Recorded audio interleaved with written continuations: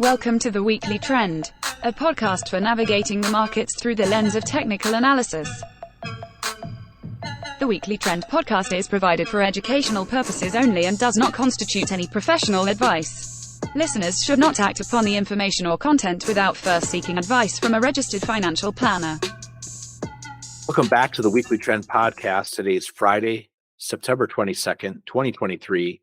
S&P 500 is currently sitting at 43.29. I'm David Zarling, sitting with Lord Business Ian McMillan, and we have plenty to cover this week. Last week, we talked a lot about important areas of interest that we were at, whether it was the dollar, treasuries, volatility, trade-weighted yen, home construction, semiconductors. I could go on and on and on. Some of those had resolutions, some of those didn't. If we were just to look at the week, not a great week for equities or fixed income.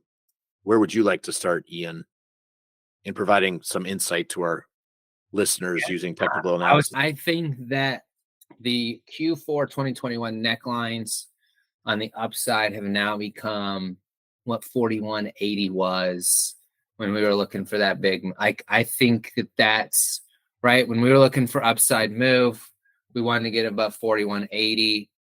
I think the next step here for broad indices, particularly the S&P and the NASDAQ, is we need to get above these Q4 2021 necklines.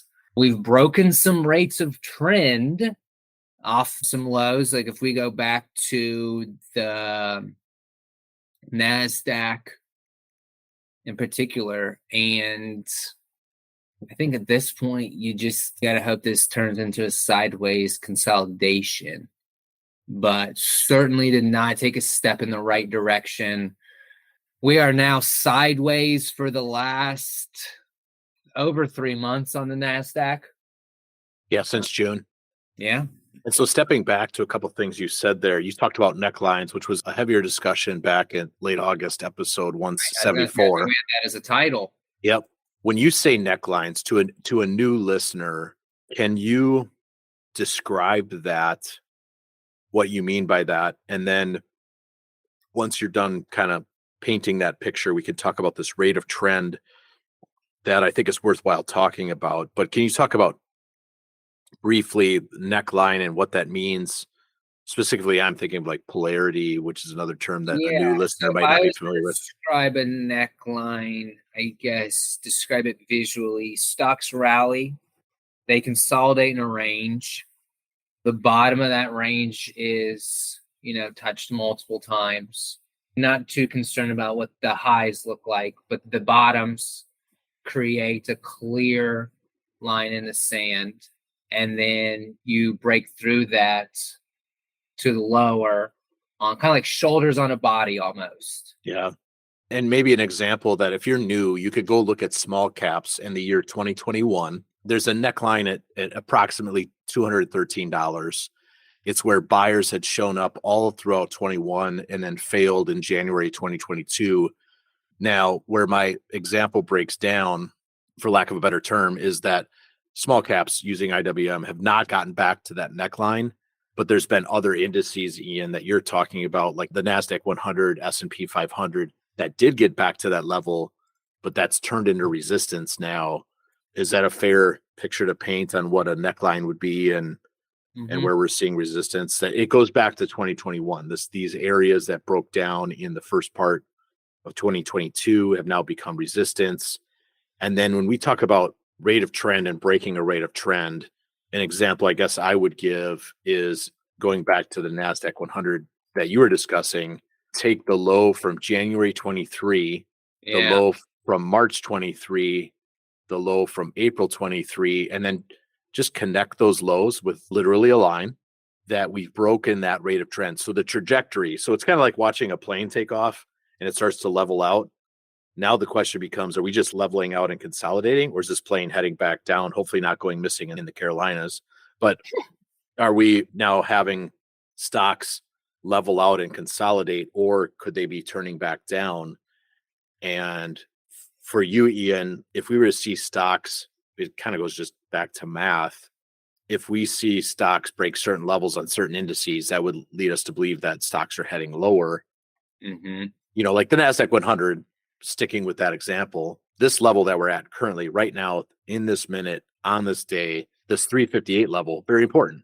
Yeah, it is. You do not want to slip below. And it was an important level back in late August. Buyers came in. We had a gap down to this same level. Buyers stepped in. It's the same thing with how we treat any horizontal level on the upside, right? We have a breakout and say, okay, well, buyers for a long time, they didn't want to own this stock over $42. Every time we got there, I got sold.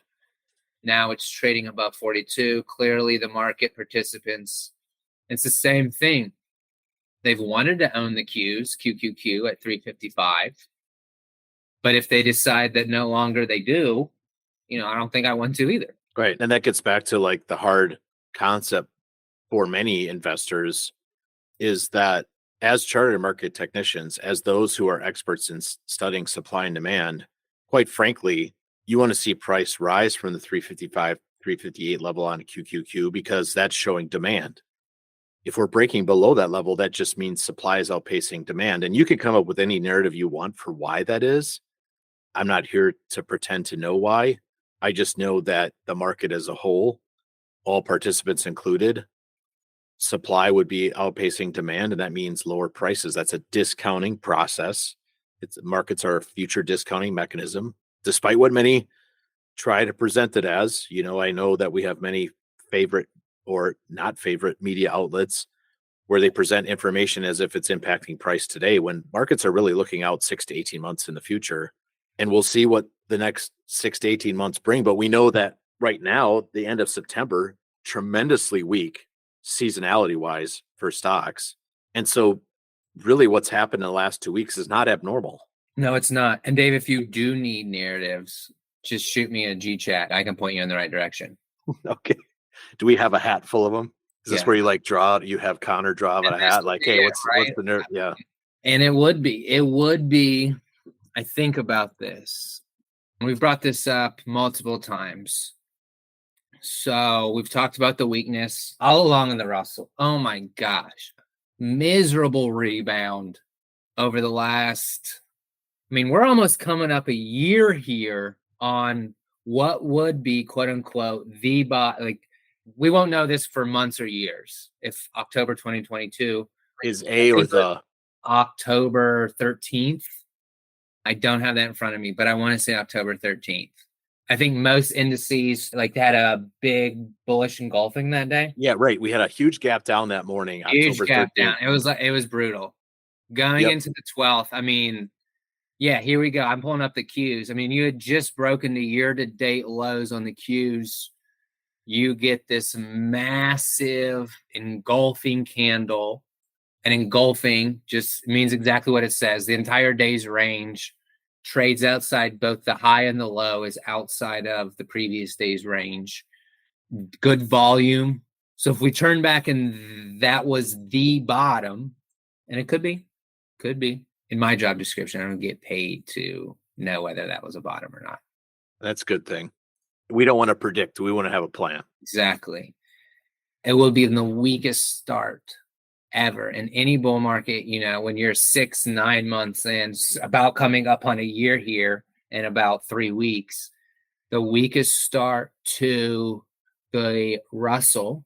And then I was actually also told this past week, while it has been the top index, I haven't verified this, so someone else, please tell me I'm wrong, that it would be the weakest start for the NASDAQ as well.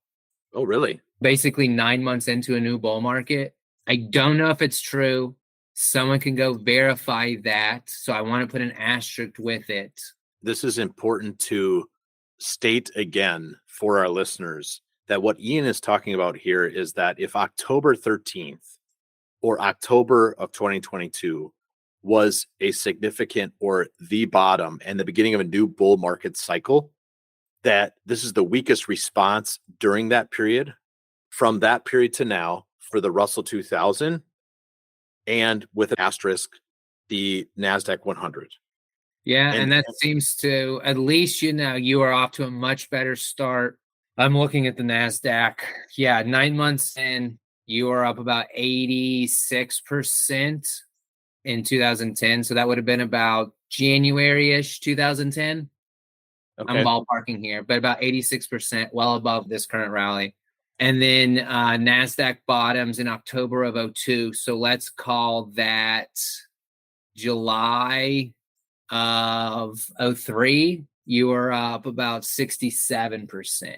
Not caps. dramatically weaker, but the one thing that sticks out with me, and that's why I'm going to keep bringing it up, and I'm going to thank him every time I bring it up, Ryan Gorman, for pointing this out months ago. Back in June, we were talking on DMs, and he was like, the Russell, like, this is such a pathetic attempt from the Russell historically. Right. And I think it was easy to ignore because of, well, just big caps, large right? caps, right? We're in a growth environment and S&P and blah, blah, blah.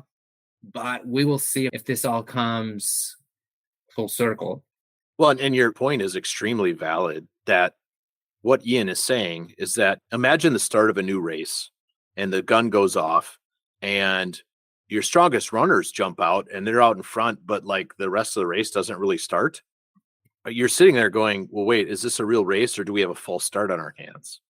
And so that's to be determined as we move forward in time. Is the Russell 2000, which represents the next grouping, not your large cap S&P 500 or your NASDAQ 100, but the next grouping, is that signaling a false start? Was this move off of October not truly the beginning of a new race? And that's TBD. That's not what, like Ian talks about, we're not predicting here, but it is one area that has us questioning the thesis of higher for longer, because I mean, Russell 2000 is below its 200-day moving average.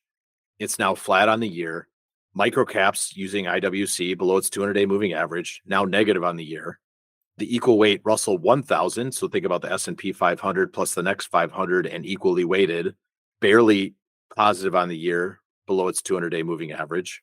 How about QQQJ? Yeah. So this is the way I think about it. If we had a NASDAQ 200, this would be 101 through 200. Oh, that's a great way. That's a great way to think about it. Up 3% on the year. Right. Q's up right now, even with the sell-off. At their peak, they were up 45. They're currently up 36. RSP is up 2.5. YPS, you talked about these, up. Willie Delweesh had a great tweet. Average stock on the year up 40 basis points. Right. And S&P's up 13. Mm-hmm. And yeah, I mean, it's been that type of year. Well, and you brought up QQQJ, that next 100, that's still sitting within the range, going back to April and May of last year. And it's a range that's about 20% in size, very similar to small caps, a 20% range that goes back to April and May of last year. Meanwhile, the financial media focuses on these more recognizable names. It's kind of like that East Coast bias with sports media and focusing on the Giants and the Jets and the Yankees rather than what's going on in the rest of the world. Sometimes we get a little myopic in the financial media and focus on the S&P 500 and the NASDAQ 100 and fail to recognize, wow, like we're at the same spot. The Russell 2000 is at the same spot it was in May of 2022. The QQQJ, same spot as it was in May of 2022. So like 0% return for over a year, borderline 16 months of nothing. And so as long as we're above 4180 on the S&P, above a 200-day moving average, that's good. That's a quality characteristic, but there's plenty of these indices that are not, and they're below a 200-day moving average, and that's problematic. And especially a flat 200-day, we know that's a hot mess. We've even got year-to-date lows, a number. I mean, what we talk, staples. Yeah. Biotech. I mean, a lot of things out of healthcare has been horrible. We've got aerospace and defense year-to-date lows. Real estate, not there yet, but close. Obviously, a lot of European and foreign areas are at year-to-date lows. This is as of yesterday's close. I've got real estate using XLRE as negative on the year. Horrible. You had China yesterday, year-to-date lows. We talked about biotech. You've got the solar stuff. Okay, let's talk about treasuries. Right. Let's talk about treasuries. Big breakdown this week. Using something like TLT below $92. That's a level that is significant going back to surprise, October of 2022. And this is kind of a thesis that Dan Gorkuber has brought up on our team in the past, is just if you see a resumption of a downtrend in treasuries, do we now see a resumption in downtrend for equities? Because if we keep in mind that there was a trend, that correlation has picked up. Right. And when we look at the breakdown in treasuries that really started in the last half of 2020 and then accelerated in the first part of 2022, that really matches the weakness we saw in equities at that period of time. And so do we see a resumption in that?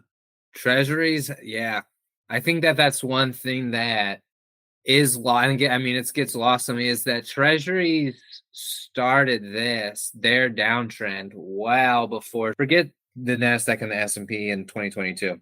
Let's go back to the average stock in February, March 2021. Yeah, exactly. And then even a year before that, in March 2020, is when treasuries peaked. Correct. That's a typical sequence that you see, is that credit starts to correct, then equities start to correct. And so are we on the precipice of another scenario where we see credit get discounted and equities follow? I don't want to get too alarmist or too bearish or any of those things, but it's worth paying attention to. We've always said bond market is, and my dad pays me to say this, bond market is smarter than the equity market. I love your dad. And so, It is. Well, first of all, the fixed income treasury world is so exponentially larger than what US equities are doing and how much around. And clearly they're, both large, but US debt is much more sensitive in countries, governments, municipalities are much more sensitive to what's going on in the US Treasury world than what Apple did. Right. You want to talk about size of liquidity. You talk about the treasury market. And when you look at a chart, and I just shared this with you, Ian, on our internal chat, just so you can see it and we could describe it to our listeners. When you look at the breakdown of 20 plus year treasuries that happens in the beginning of 2022, and that downtrend that accelerates and you see equities follow, it does bring up some thoughts or theses about if we stay below 92 on TLT and we see an acceleration in the downtrend in US treasuries, what does that mean for equities? And quite frankly, what's interesting is for investors, the 60-40 risk parity trade remains broken, meaning that the credit part or the bond part of a 60-40 portfolio is no longer working to offset any equity weakness. Still not a piece. Right. It's still not a viable way to invest anymore. And the 60-40 is no longer a viable option currently.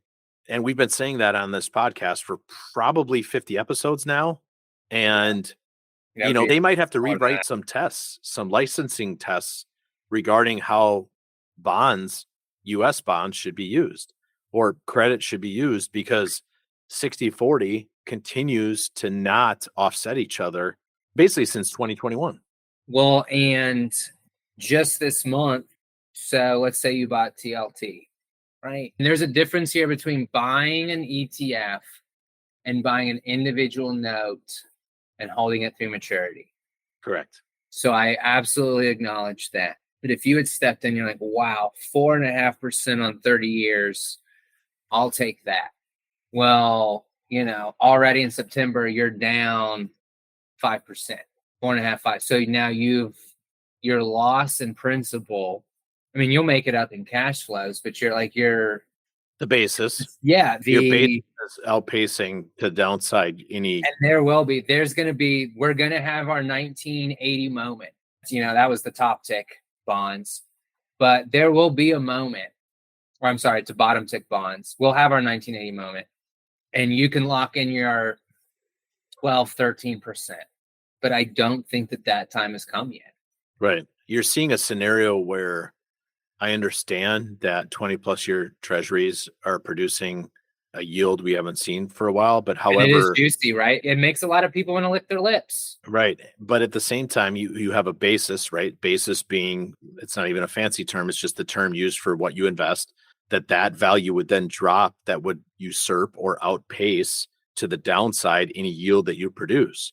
So what if you're generating 4.5%? Because if you go ahead and fall 5%, you've now lost 0.5. And Yeah, you lost $500 on $100,000 essentially. right. So what was that worth? Right. The 40% of the 60/40 portfolio continues to be injured, continues to be in a scenario where that would not be in your best interest to be involved in. And old habits are hard to break. You know, we since 1982 through 2021, basically, the 60/40 portfolio, the risk parity trade, the offset of bonds versus stocks was a quality and viable portfolio theory to adhere to. But since then, it's been broken. That 40% is not offsetting the equity portion. And so you have probably a really large segment of investors who are still married to the 60/40 because whether they choose to do so on their own or maybe their advisor is still having them that type of portfolio, that's a little bit problematic because the 40% is not offsetting the 60% anymore.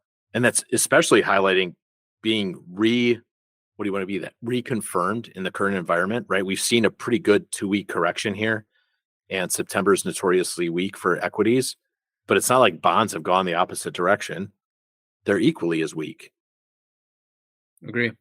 They haven't turned around whatsoever. There's some thesis there. We've talked about treasuries are weaker than the higher risk fixed income areas, like junk and high yield. So what is that telling you long term? Why does no one want to own either of them, but they want to get rid of the treasuries even more? Even before, so basically the market is telling you, if I had to be exposed to fixed income, if I had $1,000 that I had to apply, I had to go out today and I had to buy debt, that they would rather own debt from a random mid-cap energy company in Houston versus the U.S. government. Even if they felt they were going to lose money no matter what, they'd rather own this publicly traded company versus the U.S. government. And I think about this, and I know we talked about this in our pre-show prep. I think about it more than most. Do you think about it as much as the Roman Empire? Yeah, right. Correct. Okay. Actually, that was a big trending thing. Is this your Roman Empire? Yeah. So and the reason being is your fact alone. So, and I want to try to give context to our listeners. So as an example, if we compare junk bonds, and Ian gave the example of some small pulling oil out of the ground company down in Texas who has some credit that they've issued that is CCC credit. So there's a higher rate on it. If people are willing to own that versus U.S. government debt in the past, and this goes back to the 60/40 portfolio. In the past 40 some years, if you looked at junk bonds and compared them to like a 7 to 10 year treasury, and junk bonds were outperforming, that typically was a risk on environment, which it could be signaling right now. We could be. But the alternate thesis that you're describing is also something that should be on our minds, which is, are we willing to own the junk bond more than we're willing to own the U.S. government bond? Which is essentially, when you are investing in debt, you're saying, how much faith do I have in their being able to repay this? Mm-hmm. How much faith do I have that they're going to meet their obligations on time, and these cash flows that I'm expecting are going to arrive when they say they're going to arrive? I mean, it's a debt obligation. Right. And it's trust. That's what debt is. You're trusting someone, they're going to pay you back with interest. But the risk on your part is that they are going to pay it back.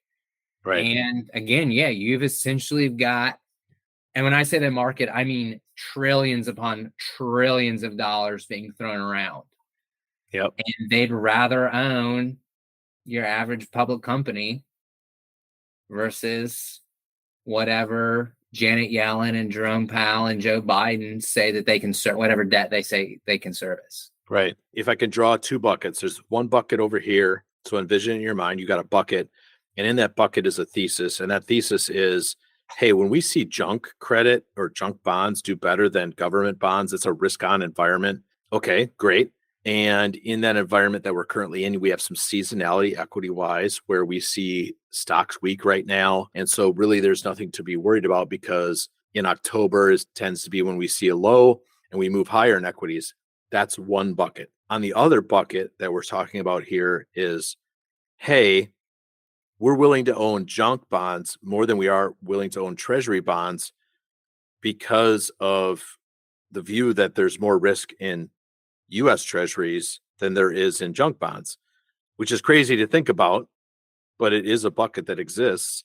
And I would argue doesn't revolve around the taxpayer, right? Because when we think about the full faith and credit of the United States, it's really what we're talking about is the full faith and credit of the United States citizen who can work their butt off and does get taxed and can pay the coupon. And I can say from experience between our own teammates here at Client First and our clients, we're the most productive people on the planet and we're going to produce.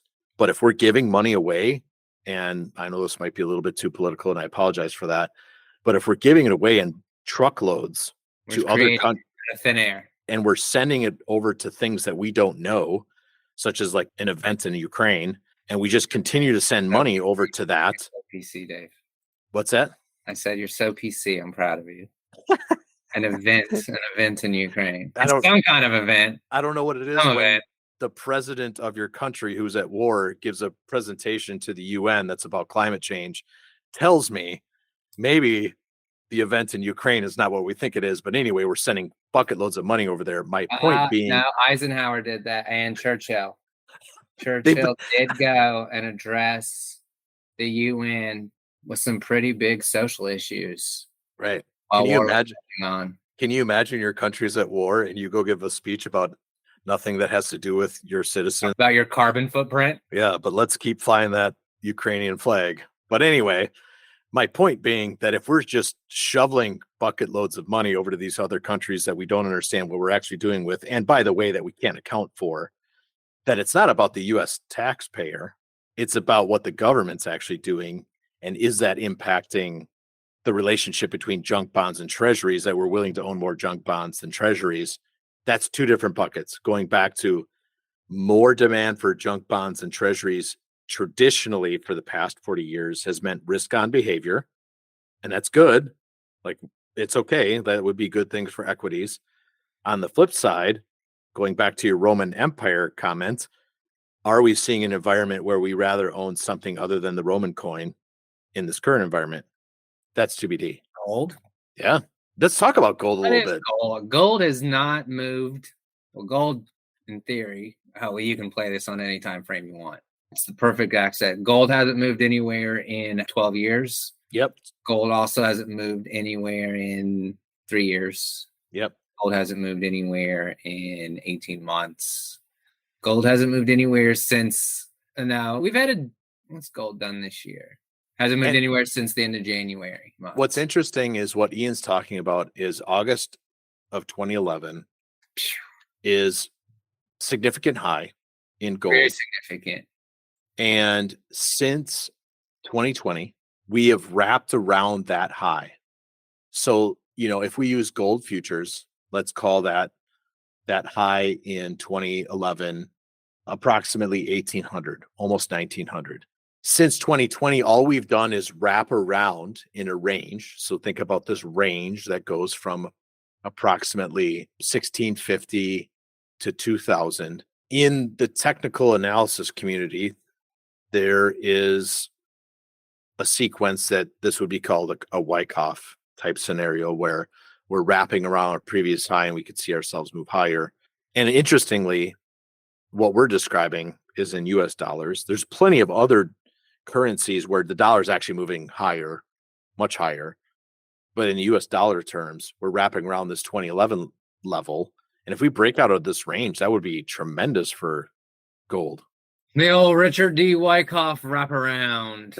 Yeah, hasn't gotten destroyed in this dollar rally the last, since like mid-July. Yeah, I mean, it's pretty, I guess it's down a little bit, but our miners are down a little bit. Gold, not horrible. It's On a relative basis, it's just a bumbling nothing. It's had its periods. Obviously, has underperformed equities the last 11-year period you talked about. Now, before that, huge run. the huge run could happen again. And I mean, this would be like, this kind of I don't like names, but it's kind of cup and handle-ish. oh, for sure. And you're talking about on an absolute basis for gold futures. Yeah, exactly. Right. And what Ian is describing is on an absolute basis. So just take gold by itself. We have this wraparound that's happened since the 2011 highs. Does that resolve higher? We don't know. On an absolute basis, and this is why managing money with technical analysis matters, is gold futures are off 72% from S&P 500 futures since August of 2011. Now, could we see a resumption of gold demand outpacing equity demand? Absolutely. And if that were the case, we will happily embrace it. But we have important levels that we can use just using gold futures and looking at them. If we're above 2,000 on gold futures, game on. Like there's, let's do it. There's no problem here. We're not here to tell you which thing is sexy and which thing is not. We just want to own things that are going from lower left to upper right. And I should pivot us back to, I know we've seen equity weakness the last few weeks. September is notoriously weak for a pre-election year. What do we see going forward from a seasonality perspective? Like when we look at October, is that continued weakness? Is it a mix? What does that mean for November, December, January? I'm not looking for prediction. It's just what is seasonality showing us? Supposed to be. You can always have your 2018s, but historically, Q4's pretty solid. You're just saying that October, and I know Jeffrey Hirsch listens to this podcast, and he and his father are responsible for Stock Traders Almanac. And October is sometimes described as the bear killer. My only caveat to that would be, like you just said, 2018. To me, I view October as an amplifier because there's definitely been, like you think of October 1987, you think of market corrections 2008, 2009, where you have the market accelerate to the downside rather than to the upside in October. When we look at October of 08, it accelerated. It was disgusting. Right. You look at even a period in 01, 02, where October of 01 kind of marks a intermediate top heading into the final leg lower. So I view October not as a bear killer, which it can be. I also just view it as an amplifier directionally. For example, if we're below 4180 in October, that'd be a little a little sketchy. Yeah, you need to pull over on the side of the road because you got ambulance lights on the back. You got cherries and berries rolling up because that would be significant weakness. Whereas I'm also open to that a intermediate low happens in October before November, December, January, we rip higher. And that's fine too. You just have to be careful identifying October as one thing versus the other. Just know that October is an amplifier directionally. If we're heading upwards, it's directionally amplified. Heading downwards, also directionally. Yeah, it should be the beginning of the best 6 months. Right. Should be. And if it's not, think about that. Right. I mean, you go back to your 2022 January, right? The 3 January, the trifecta? The trifecta, the Santa Claus rally, the month of January, and then what is it, the first however many days? Yep, first 5 days. First 5 days.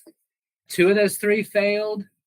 Because Santa Claus Rally was barely up because of the first day that it started. Remember? Right. I specifically remember that as Santa Claus Rally did end up being up like 80 bips, but the very first day was like 120 basis points, and then after that, so yeah, technically up and not the best showing.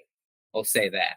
Right. For example, this year, the Santa Claus Rally was positive. Santa Claus Rally is actually the last 5 days of last year and the first 2 days of this year. We were up 0.8. First 5 days up almost 0.4, 1.4. And then the January barometer, January of this year, was up just over 6%. That tends to be positive. Now, does that guarantee positive through the rest of the year from October on? It doesn't. And I would say if the back half of October is not positive, that would be seasonal information that we really need to pay attention to. That if we're breaking below an S&P 500 200-day moving average and breaking below 4180 on the S&P, that would be extremely problematic for the back half of the year. You just don't want to see 4180 breached in general, whether it comes in October, right, December, whether it comes in 2024. I hope we're not into 2024 still talking about 4180. That would be, I don't want to be ready to leave this in the past. Well, and what's interesting is in August, right, we had 280%. Now I'm talking about breadth, which means participation of stocks. We had 280% up days in August, and we're below those levels now. Can you add any more color to breadth, whether it's upside volume, downside volume, new highs, new lows, you name it? Is there anything? New highs, new lows, worse since May 4th on the NYSE. That's new highs minus new lows. I think it was at 99 yesterday or 100 or something. So that was a shorter term bottom in that range, right? That range right below 4180, May 4th. It's a gap down. And then we kind of just went straight up from there. Obviously, I'm not saying that happens again, but as far as breadth is concerned, we are back to those types of levels. Now, the S&P is about 6% higher since May 4th. Yeah, I like your point about we just don't want to see below 4180. Don't want to see it below 4180. I mean, and even shorter term, 4300 needs to kind of be. And that's an important level because that's where the Whaley breath thrust happened in August, is from August that level. 2022 highs. And then, yes, exactly. August 22 highs. So this is an area of polarity. August of 2023 is where we saw the Whaley breath thrust from that level. If we can't hold that on the S&P 500, which again, remember, you and I are talking about the best of the best here. Russell 2000, equal weight Russell 1000. These things, they're abysmal. So we're really talking about the generals again. This is the best, essentially the best 500 out of the 3,500 stocks that are publicly traded. Right. We need them to do well because the rest of the environment is narrow. It's a narrow breadth. I think you mentioned from Willie Delwich that, the median stock on the S&P 500 is flat. Basically. I mean, your value line geometric, it will be negative on the year as of today. The average return of the average stock is negative on the year for 2023 is what Ian is saying. I take that back. That's as of yesterday. So yeah, I mean, today's right here, and there's we're an hour flat. before the close. Doesn't look really much better. As we talk, I understand that our listeners are probably like, wow, these guys are being pretty bearish. Keep in mind, we're highlighting the thesis to the downside. We're not here to paint roses and rainbows. We need market demand to pick up. If you're looking at the Russell 2000, you need that to hold. Like we're breaking rate of trend or approaching rates of trend. It's below a 200-day moving average. I would say a start for IWM Russell 2000 would be get back above 180. If you're looking at something like the Russell 1000 equal weight, need to get back above a 200-day moving average or above 41. You brought up QQQJ, which was I really thought was really great insight. Need to get it back above a 200-day moving average and let's call it $25. Otherwise, we're back in this range for most stocks, almost all stocks. You look at micro caps knocking on, hate to use this term because it sounds so dramatic, but knocking on death's door. I mean, year to date, we're going to have year to date weekly closing lows. Yeah, like micro caps are at the lowest we've seen since the correction began in February, March of 21. So there's two different events happening here. Risk on. It's just not, I want it to be. And I'm not saying markets cannot go higher given how they're constructed at this point in the cycle. But it's just continues to be so just like awful underneath the surface. You can only sail as fast as the tailwind that's available to you. And so, like, for example, for our first clients, they know models are approximately flat for the year. That matches what most stocks have done for the year. Until we have tailwind from the broad market, most stocks, and we're borderline heading into an area in October where and you guys know our indicators with orange and blue, a 5-day moving average below a 200-day moving average. If we can't hold those, we'll be in protective mode for our clients. And I'm not here to pretend on what the last part of the year brings.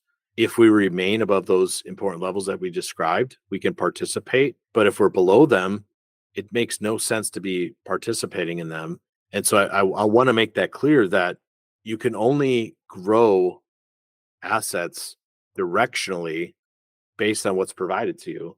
And right now we have an environment where almost all stocks are weak, and we need to see even our best stocks, the S&P 500, hold up again above 4180 and above a 200-day moving average. And we're not seeing, and our clients are familiar with this as well. We don't operate 60-40 portfolios. We're not that robotic. The 40% piece, we're seeing that break down this week. And that's information too. And so we have to pay attention. And maybe there's some strength in commodities, but gold is still flat. Maybe there's some energy opportunity there, but it's not like the marketplace currently is an abundance of uptrends happening. Is that a fair assessment, Ian? Your Bitcoin's falling off, still below its 200-day moving average, still below or above 25, but below 27, 28. 200-day moving average is essentially 28. When you talk about micro caps going out to year-to-date weekly closing lows, it's just... It doesn't give you the warm and fuzzies. I'm not trying to be picky, but it doesn't give the same vibes historically as truly the new beginning of a bull market, of a multi-month, multi-year bull market. Multi-year is more specifically. There's been great areas. There's been, uranium, and there's been things as a whole. There's a lot to be desired that says, yeah, wow, it looks like market participants really want to put money to work and be buying risk on high beta assets. Exactly. I should be careful because I know this is probably as skeptical or bearish of a commentary that we've provided in a while. Which means it's probably bottom. Correct. And that's an important aspect, is that September and October, almost 90% of the time, mark a bottom. Yes. That's just factual. With the caveat that other 10% that I'm talking about, when it doesn't mark a bottom, it marks an acceleration to the downside. And so I don't want to sit here and raise undue alarm bells, but I do want to highlight that our process is ready for that. Our process is not about predicting. I have no idea if we're higher 6 months from now or lower 6 months from now, but we have levels pre-identified. We have moving averages that we use. If the energy that was built up over the last 12 months or 16 months in something like small caps resolves to the downside, there's a game plan. I don't want to come across as too bearish, but it is noticeable the things that we're seeing. At the same time, we could be much, much higher from here in January of 2024, and we're perfectly fine with that as long as we're above 4180 on the S&P 500 and above 200-day moving averages. It's really that simple. I don't really want to overcomplicate it. You had a big rebound October 2014. Right. You had a big rebound October 2015, which ended up rolling over into kind of January the next year. And then those were kind of that August 2015 and February 2016 bottoms created that range that we're all very familiar with. Rally in 2016 did not come till, we all remember that, did not come till election night. That will be a 24, 48 hours that always, of my career, that will always stick out in my head, the 2016 election night. Yep. Because the market was going to crash, Ian. Now that the orange man's in control of nuclear weapons. Right. And Yeah. so October's an important month. Scenarios, but yes, in general, yeah, you would like to see. I mean, this is when, so I'll put it as a longer term view. If market participants, when institutional market participants, people that move the market, if they are bullish on the next 12 to 28 months, if they are bullish on 2024, they will start putting money to work Right. in Q4. Yep. Because you're just saying they're looking out 6 to 18 months. Yes. And saying we're going to put money. You'll start to see that. 100%. And the opposite is true. Visualization I'd like, I guess, to paint is you've got the hunter sitting there against the tree and the bear is charging. Either the hunter hits his target or the bear comes roaring in. So October is going to be really interesting because it's either where we kill the bear or where the bear bears his fangs. You know, like it gets more amplified to the downside. So, no, just the amplification of bearish behavior to the downside would be in October. So in essence, the next 6 weeks, very pivotal. That's what we want to pay attention to. We have 4180 as an important level to pay attention to. We have a 200-day moving average to pay attention to, credit markets to pay attention to, because let's be honest, if treasuries are reclaiming their prior low from last year and we're seeing equities reclaim important levels, like on small caps, it's pretty clear IWM near 195 to 200. If we're reclaiming that, that would be tremendously important information. If you look at like equal weighted Russell 1000, if we're reclaiming the 43 to 45 area. What do you use for equal weighted Russell? Equal, EQAL. EQAL. Yeah, that needs to. Let's even use the NYA. That's something you've talked about in the past, the 16,000 level on the New York composite. If we're reclaiming 16,000, that's really important information. Or Dow here at 34. I mean, right. It's trying its best. So we bottomed late August. Trying to do it again here today. Pretty close to the 200-day. But yeah, I mean, and even the Dow's starting to get a flattened 200-day. You know, which is a hot mess. Big. I mean, 34,000. Huge level. Below 34,000, I'm going to have a big internal sigh. Right.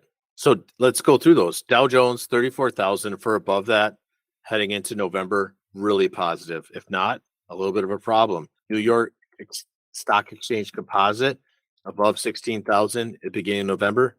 That's a great thing. Below that, kind of a problem. Small caps using IWM.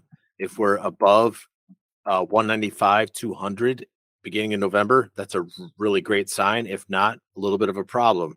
If we use equal weight Russell 1000, EQAL, if we're above 43 to 45 by the beginning of November, really great. If not, kind of a problem. So we've painted a picture. I guess I don't know how else to paint it for everybody that's listening to this, but October heading into there, like what we've seen so far the last few weeks in weakness matches the seasonality. It's not like it's a surprise. Is that fair to say, Ian? Like, no, it's not. And I was trying to find this graphic. I could have sworn you highlighted something. The last part, this is yesterday. From Ryan Dietrich from Carson Research. The back half of this. Why can I not find that? Should be either in Chart Central or it should be in the Trulistic Adaptive Update. But the last week here is notoriously weak for equities.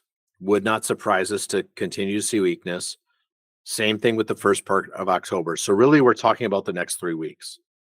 So the next 3 weeks, we don't get to be surprised by equity weakness. Now, get through it. Exactly. You got to get through it. If we see an amplification in the back half of October heading into November, that signals something different. That's showing up into the watermelon patch in July and there's no watermelons, or showing up to February in Wisconsin and there's no snow. Like there's something seasonally wrong and off base that we need to be paying attention to. Global And warming. I guess, we don't worry about events in Ukraine. We just talk about climate events. But with that, Ian, I digress. We've covered a lot. We're up against our time. Anything you want to leave our listeners with before we sign off? Yeah, just going to have to fight off this bear that we know. I mean, the last 2 weeks of this month, they should be pretty lame. We're through the first one. We've got one more. Makes me think of The Revenant. What was the Hugh Glass that DiCaprio played? He was the trapper, the frontiersman. Oh, yeah. He's going to have to fight off that bear. That's just it. We have to fight off the bear. And is October bear killing month or is it bear amplification month? And that's to be determined. And I can't sit here and tell you which one it's going to be. I can just tell you that as asset managers, we have to have a plan. And for us, it's really simple. Below 4180 on the S&P 500 would be problematic. Below the 200-day moving average on the S&P 500 would be problematic. Above that, the chances of killing the bear and heading much higher into the end of the year, very good. Anywho, Sneak up on you. That's right. Sneak up on Hugh Glass. That's right. Hugh Glass, fantastic. Highly recommended. People should watch that. I think that's what finally got Leo his Oscar. It was. Ooh, that's good trivia. Yeah, a little trivia for you. Yep. So with that, I would like to highlight that this podcast was brought to you by the Adaptive Select ETF listed on the NYSE under ticker ADPV, which helps investors access two of the most prevalent factors in markets, momentum and relative strength. Through proprietary identification methods, the Adaptive Select ETF attempts to own the strongest 25 large cap stocks when the market is in an uptrend. And since not all environments are the same, Adaptive Select seeks to prevent extended declines by moving to short-term treasury bills and cash during long-term market downtrends. Investors can find out more, including how to invest in ADPV, by visiting adpvetf.com or calling 1-833-880-5200. Ian, we reached the end of our time. Our listeners are going to give us great rankings on whatever platform they're on. They promised me. They did. And I know they're going to do it. So we appreciate you guys sharing this episode, sharing this podcast, because we think the information that we provide is valuable. And one way that you can repay us, since we do this for free, is sharing with others.